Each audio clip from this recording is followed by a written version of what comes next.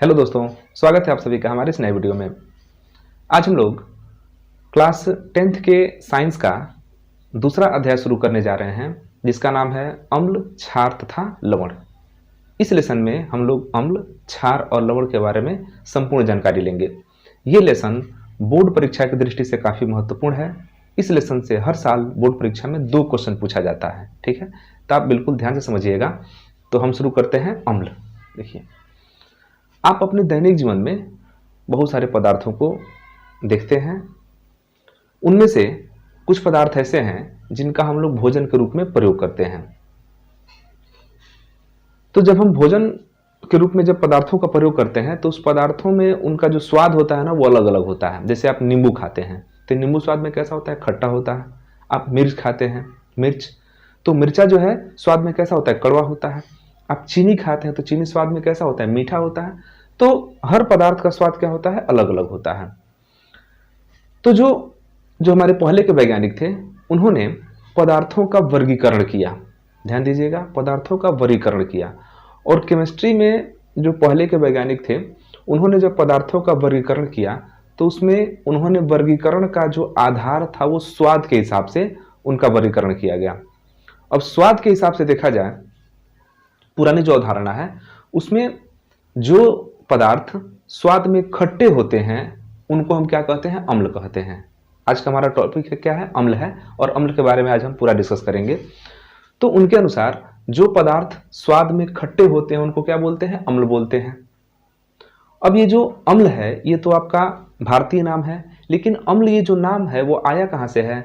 तो अम्ल का जो है, एक तरह से कहें तो अम्ल नाम की उत्पत्ति लैटिन शब्द से हुई है। और अम्ल को लैटिन भाषा में क्या बोलते हैं? एसिड बोलते हैं। अम्ल का जो लैटिन नाम है वो क्या है? एसिड। और एसिड का मतलब क्या होता है? खट्टा होता है।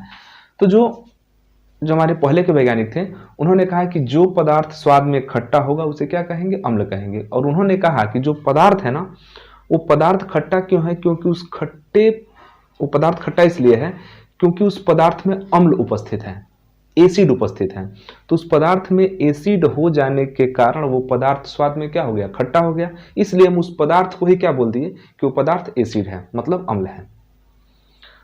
तो जब किसी पदार्थ में अम्ल उपस्थित रहता है तो वो स्वाद में कैसा लगता है? खट्टा लगता है। नींबू आपका हो गया, संतरा हो गया, इमली हो गया, ये सब क्या है? अम्ल है। इनके अंदर अम्ल उपस्थित होता है। तो अम्ल के कारण ही स्वाद में कैसे होते हैं? खट्टे होते हैं। लेकिन समस्या सिर्फ यही नहीं फंसती है। जैसे मान लीजिए कि अगर हम स्वाद के आधार पर ही वर्गीकरण कर रहे हैं तो बहुत सारे पदार्थ ऐसे होंगे जिनको हम टेस्ट नहीं कर सकते हैं, चख नहीं सकते हैं। तो फिर वो अम्ल है कि नहीं है, इसका पता हम कैसे लगाएंगे? तो वहां पर ये जो कंसेप्ट था वो क्या हो गया? फेल हो गया। कुछ ऐसे पदार्थ भी तो हैं जिनको हम खा नहीं सकते हैं, जिनको हम टेस्ट नहीं कर सकते हैं। तो फिर वो अम्ल है कि नहीं है, इसकी जानकारी हम कैसे लेंगे? तो फिर ये जो डेफिनेशन था पुराना वाला, हमने यहाँ पर लिखा है कि वह पदार्थ जो स्वाद में खट्टा होता है अम्ल कहलाता है। ठीक है भाई, जो खाने लायक होगा वही तो खा के चेक किया जाएगा, टेस्ट करके चेक किया जाएगा। अब जो खाने वाला नहीं है उसको कैसे खाएंगे? अब कोई कहेगी बताइए भैंस का गोबर जो है अम्ल है कि क्षार है कि लवण है, क्या है? तो कौन उसको टेस्ट करेगा? कोई नहीं टेस्ट करेगा। तो फिर ये खट्टा वाला कंसेप्ट पूर्णतः सही नहीं माना जाएगा। हालांकि अम्ल जो है स्वाद में खट्टे होते हैं, ये 100% श्योर है कि खट्टे होते हैं, लेकिन हर पदार्थ को हम खा के चेक नहीं कर सकते हैं। तो उसके बाद एक आधुनिक डेफिनेशन दिया गया। एक वैज्ञानिक थे आर्हेनियस ने अपना प्रयोग किया और अपने प्रयोग के आधार पर एक नया परिभाषा दिया। और आर्हेनियस ने कहा कि वे पदार्थ जो जलीय विलयन में वियोजित होकर हाइड्रोजन आयन देते हैं तथा इसके अतिरिक्त कोई अन्य धनायन नहीं देते हैं, अम्ल कहलाते हैं। अब आर्हेनियस का जो ये परिभाषा है, डेफिनेशन है, वो पूर्णतः प्रयोग पर आधारित है। इन्होंने कहा कि वे पदार्थ जिनको हम जल में डाल दें और जल में डाल करके घोल दें, उसका विलयन बनाएं, तो वे पदार्थ जिनका जो जलीय विलयन में क्या होते हैं? वियोजित हो जाते हैं, टूट जाते हैं। किसमें? धनायन में और ऋणायन में। और धनायन में कौन सा धनायन? तो धनायन में सिर्फ हाइड्रोजन आयन। ऐसे पदार्थ जिनमें हम जल मिला देते हैं, उसको घोलते हैं, तो वह विलयन में जो पदार्थ है वह धनायन और ऋणायन दो भाग में क्या होता है, टूट जाता है। और धनायन में कौन सा धनायन बनेगा, तो केवल हाइड्रोजन आयन बनेगा, हाइड्रोजन आयन के अलावा और कोई धनायन नहीं बनेगा। तब ऐसे पदार्थ को हम क्या कहेंगे, अम्ल कहेंगे। अब तो हम इस डेफिनेशन के हिसाब से अब किसी भी पदार्थ को हम चेक कर सकते हैं कि वो अम्ल है कि नहीं है, क्योंकि उसका क्या करेंगे, जलीय विलयन बनाएंगे और जलीय विलयन बना करके देखेंगे कि उसमें हाइड्रोजन आयन बन रहा है कि नहीं बन रहा है। अगर हाइड्रोजन आयन बन रहा है तो वो अम्ल है, हाइड्रोजन आयन नहीं बन रहा है तो अम्ल नहीं है। ठीक है, तो ये जो तरीका था बहुत अच्छा था।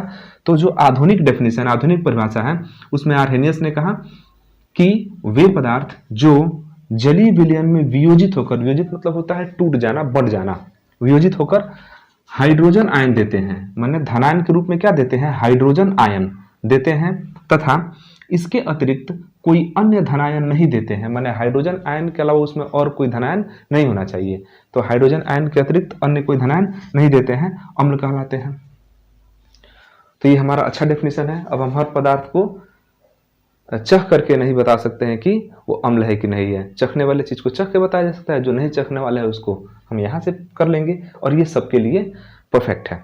ठीक है, अब देखते हैं कि जो अम्ल होता है वो दो प्रकार का होता है। अम्ल कितने तरह का होता है, दो प्रकार का होता है। एक होता है प्रबल अम्ल। अब प्रबल अम्ल का मतलब क्या है,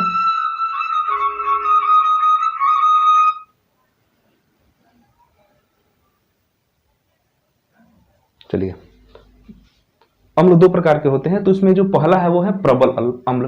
प्रबल अम्ल का मतलब क्या है कि जो जल में पूर्णतः वियोजित हो जाए, मतलब कि ऐसा अम्ल जो जल में क्या हो, पूर्णतः वियोजित होकर धनायन और ऋणायन बनाए। पूर्णतः वियोजित मतलब कि धनायन और ऋणायन पूर्णतः वियोजित हो जाए, धनायन ऋणायन पूर्ण रूप से अलग हो जाए, तो उसको हम कहेंगे कि वो प्रबल अम्ल है, स्ट्रॉन्ग एसिड है प्रबल अम्ल। जैसे H2SO4, इसको बोलते हैं सल्फ्यूरिक अम्ल। ये आपका है HCl, हाइड्रोक्लोरिक अम्ल। और ये HNO3, इसको बोलते हैं नाइट्रिक अम्ल, HNO3। अब देखिए यहाँ पर हमने एक रिएक्शन लिख दिया है, H2SO4, यहाँ पर हाइड्रोजन आयन अलग हो जा रहा है, और यहाँ पर SO4 सल्फेट आयन क्या हो जा रहा है, अलग हो जा रहा है। SO4 यहाँ -2 है और यहाँ 2H प्लस है, यहाँ मतलब कि दो धनायन और दो ऋणायन क्या हो जा रहे हैं, अलग अलग हो जा रहे हैं। तो स्ट्रॉन्ग बेस को अगर हम बहुत सामान्य भाषा में कहें तो कह सकते हैं कि जो बहुत खतरनाक खट्टा लगता हो, जो बहुत डेंजर खट्टा लगता हो, उसको हम कहेंगे, इतना खट्टा लगता हो कि उसको हाथ पर गिरा दे, जीभ पर गिरा दे तो वहां पर छाले पड़ जाए।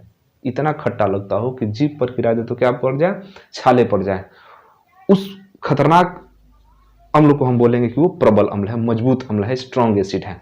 ठीक है, तो स्ट्रॉन्ग एसिड का मतलब होता है कि जल में पूर्णतः उनका क्या हो जाता है, वियोजन हो जाता है। ठीक है, दूसरा होता है दुर्बल अम्ल। दुर्बल अम्ल का मतलब क्या है, कमजोर अम्ल। दुर्बल मतलब कमजोर अम्ल। तो दुर्बल अम्ल जो है जल में पूर्णतः वियोजित नहीं होते हैं। धनायन ऋणायन बनता है, हाइड्रोजन आयन बनेगा, ऋणायन बनेगा, लेकिन पूर्णतः हाइड्रोजन आयन एक तरफ और पूर्णतः ऋणायन एक तरफ नहीं होते हैं। कुछ टूटता है, कुछ नहीं टूटता है, कुछ परमाणु टूटते हैं, कुछ परमाणु नहीं टूटते हैं। मतलब कि पूर्णतः धनायन और ऋणायन अलग नहीं होता है, कुछ अलग हो जाते हैं, कुछ एक ही में रहते हैं। तो इनको बोलते हैं दुर्बल अम्ल। इसमें आपका HCN है, हाइड्रोजन साइनाइड है, CH3COOH, इसको बोलते हैं एथेनोइक अम्ल, और ये आपका है मेथेनोइक अम्ल। ठीक है, यहाँ पर मैंने रिएक्शन लिख दिया है, HCN H प्लस और Cn- में दो जगह क्या हो जा रहा है, टूट जा रहा है, लेकिन ये दुर्बल अम्ल के अंतर्गत आता है। एक चीज और आप समझ सकते हैं कि जो खनिज द्वारा प्राप्त होते हैं, जो अम्ल खनिज द्वारा प्राप्त होते हैं वो ज्यादातर प्रबल अम्ल होते हैं।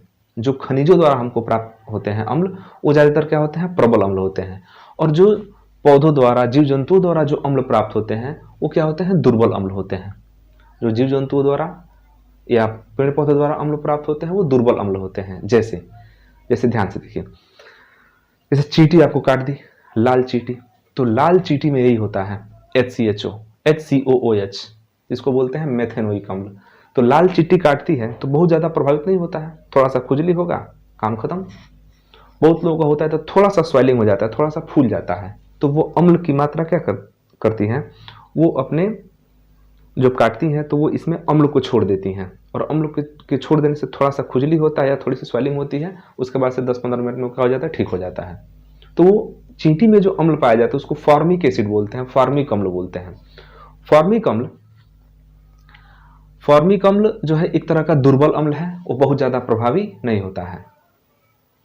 तो जीव जंतुओं से, पेड़ पौधों से जो अम्ल प्राप्त होता है वो हमारा क्या है, दुर्बल अम्ल में आता है। और जो खनिज से प्राप्त होता है जो अम्ल, वो किस में आता है, प्रबल अम्ल में आता है।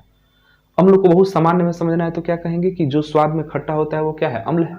लेकिन हर पदार्थ को हम चख के नहीं जानकारी ले सकते हैं कि वो खट्टा है कि नहीं है, तो उसके लिए आर्हेनियस ने अपना प्रयोग करके दिखा दिया डेफिनेशन। अब अम्ल के गुण को देखा जाए तो अम्ल स्वाद में कैसा होता है, खट्टा होता है, जल में विलेय होता है, पानी में अम्ल क्या हो जाएगा, आराम से घुल जाएगा। तीसरा, लिटमस पेपर को लाल कर देता है। एक पेपर आता है वो अम्ल क्षार को चेक करने के लिए, तो एक पेपर होता है, कागज जैसा होता है, उस पर जब अम्ल गिराते हैं ना तो वो लाल हो जाता है। तो अम्ल की विशेषता है कि वो लिटमस पेपर को क्या कर देगा, लाल कर देगा। केवल अम्ल ही लाल कर सकता है और कोई दूसरा पदार्थ उसको लाल नहीं कर सकता है, ठीक है। तो अम्ल जो है लिटमस पेपर को लाल कर देता है। चौथा इसका गुण है कि ये संक्षारक प्रवृत्ति का होता है। संक्षारक प्रवृत्ति मतलब क्या है, अगर ये स्किन पर गिर जाए, कपड़े पर गिर जाए, किसी वस्तु पर गिर जाए तो उसको नष्ट कर देता है, उसको खराब कर देता है। अब H2SO4 तेजाब है, तेजाब क्या है, अम्ल है, स्किन पर गिराएंगे तो पूरा जला देगा, उसको जला देगा, पूरा एकदम उसको जला देगा, जो चमड़ा है उसको उखाड़ देगा ऊपर से। तो वो संक्षारक प्रकृति का होता है। कपड़े पर गिरा देंगे कपड़ा जल जाएगा। तो जो अम्ल होते हैं ना वो संक्षारक प्रकृति के होते हैं। ज्यादा मात्रा में गिरा देंगे कहीं पर या प्रबल अम्ल है तो वो नुकसानदेह होगा, वो नष्ट कर देता है कपड़े को या स्किन को, ठीक है। पांचवा इसका गुण है कि जो ये अम्ल है H2SO4, सिर्फ H2SO4 ही नहीं, कोई भी अम्ल, तो जो ये अम्ल है वो सक्रिय धातु, सक्रिय धातु मतलब कि जो क्रिया करने में आगे हो, ऐसा धातु जो जल्दी जल्दी किसी न किसी से क्रिया कर लेता है, मैंने किसी से भी जल्दी से क्रिया करे। तो जो अम्ल होते हैं वो सक्रिय धातुओं से क्रिया करके हाइड्रोजन गैस निकालते हैं। माने अगर हम अम्ल की क्रिया धातु से करा देंगे तो क्रिया होने के बाद क्या निकलेगा, हाइड्रोजन गैस निकलेगा। इसका हमने एक रिएक्शन लिखा है, Zn सक्रिय धातु है और H2SO4, तो इसका Zn इसके SO4 से क्रिया करके ZnSO4 जिंक सल्फेट बना लेगा और हाइड्रोजन क्या होता है, यहाँ से बाहर निकल जाता है। सिर्फ जिंक ही नहीं, कोई भी धातु जो सक्रिय हो, थोड़ा एक्टिव हो, सक्रिय धातु जब अम्ल से क्रिया करता है तो क्या निकलता है, हाइड्रोजन गैस बाहर निकलता है।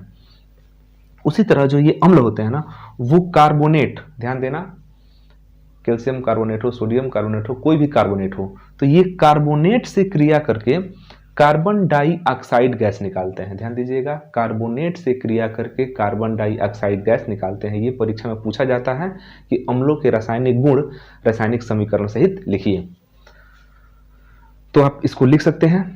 तो जो अम्ल है, हमने यहाँ पर अम्ल लिया है 2HCl, हाइड्रोक्लोरिक अम्ल लिया है, और यहाँ पर हमने लिया है कैल्शियम कार्बोनेट। तो जब 2HCl कैल्शियम कार्बोनेट से क्रिया करता है तो यहाँ का Ca इसके 2 Cl को लेकर के CaCl2 कैल्शियम क्लोराइड बना देता है, जो कि एक लवण है। और यहाँ का जो 2H है, 2H, इसमें से एक ऑक्सीजन को उठा करके H2O बना देता है।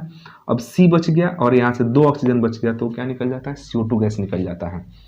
तो जब कार्बोनेट या हाइड्रोजन कार्बोनेट, जब कार्बोनेट या हाइड्रोजन कार्बोनेट अम्ल से क्रिया करता है तो लवण बनता है, जल बनता है और कार्बन डाइऑक्साइड गैस यहाँ पर निकलता है। यही हमारा मुख्य है।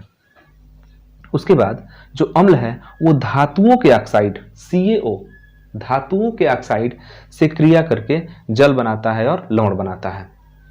तो जो अम्ल है वो धातु के ऑक्साइड से क्रिया कर रहा है, अम्ल धातु के कार्बोनेट से क्रिया कर रहा है, अम्ल धातु से क्रिया कर रहा है। मतलब कि अम्ल हर हाल में धातु से क्रिया करेगा ही करेगा। डायरेक्ट धातु से करा दीजिए, धातु के ऑक्साइड से कराइए, धातु के कार्बोनेट से कराइए, सबसे क्रिया करेगा। तो यहाँ पर देखिएगा 2HCl, यहाँ का Ca और यहाँ का Cl, 2 मिलकर CaCl2 बना दिया, और यहाँ का 2H यहाँ के एक ऑक्सीजन को लेकर क्या बना दिया, H2O। और इस तरह से हमारा ये धातु का जो ऑक्साइड है ये अम्ल से क्रिया करके क्या बना दिया, कैल्शियम क्लोराइड, एक लवण, और यहाँ पर एक जल बन गया। अब जो अम्ल है इसका उपयोग समझते हैं कि अम्ल के क्या क्या उपयोग हैं। तो सबसे पहले अम्ल का उपयोग बैटरी में किया जाता है। जो H2SO4 है आपका प्रबल अम्ल H2SO4, इसका उपयोग बैटरी में किया जाता है। आप देखे होंगे घर में जो इन्वर्टर में जो बैटरी लगी होती है, ट्रैक्टर में लगा होता है, जीप में लगा होता है, ट्रक में लगा होता है, तो उसमें जो तेजाब पड़ता है वो तेजाब यही है, H2SO4। ये प्रबल अम्ल होता है, तो इसका प्रयोग बैटरी में करते हैं। इसका उपयोग इसके अलावा प्लास्टिक बनाने में इसका उपयोग होता है, रेशा धागा बनाने में उपयोग होता है, उर्वरक खाद बनाने में इसका प्रयोग होता है, औषधि दवा बनाने में इसका प्रयोग होता है। एसिड का, अम्ल का प्रयोग दवा बनाने में होता है, विस्फोटक निर्माण में होता है, विस्फोटक भी बनाया जाता है, बारूद वगैरह जो है उसमें ये प्रयोग किया जाता है विस्फोटक में। इसके अलावा धातु के शोधन में, धातु का शोधन मतलब क्या है, धातु को जो शुद्ध रूप से शुद्ध धातु प्राप्त करने की प्रक्रिया को बोलते हैं धातु का शोधन। धातु की साफ सफाई में, शुद्ध करने में अम्लों का प्रयोग किया जाता है। इसके अलावा कपड़े की रंगाई में इसका प्रयोग होते हैं, जैसे कपड़े का कलर अगर चढ़ाना हो, कपड़े पर रंग चढ़ाना हो तो उस रंग को चढ़ाने में किसका प्रयोग करते हैं, अम्ल का प्रयोग करते हैं। तो ये रहा हमारा पूरा अम्ल का डेफिनेशन, अम्ल के गुण, अम्ल के प्रकार, अम्ल का उपयोग, अम्ल की विशेषताएं, सारा चीज हमने यहाँ पर लिख दिया है। ठीक है, आप इसका स्क्रीनशॉट ले लीजिए। तो फिर अगले वीडियो में हम लोग बात करेंगे क्षार की, कि क्षार क्या होता है। तब तक के लिए धन्यवाद, जय हिंद।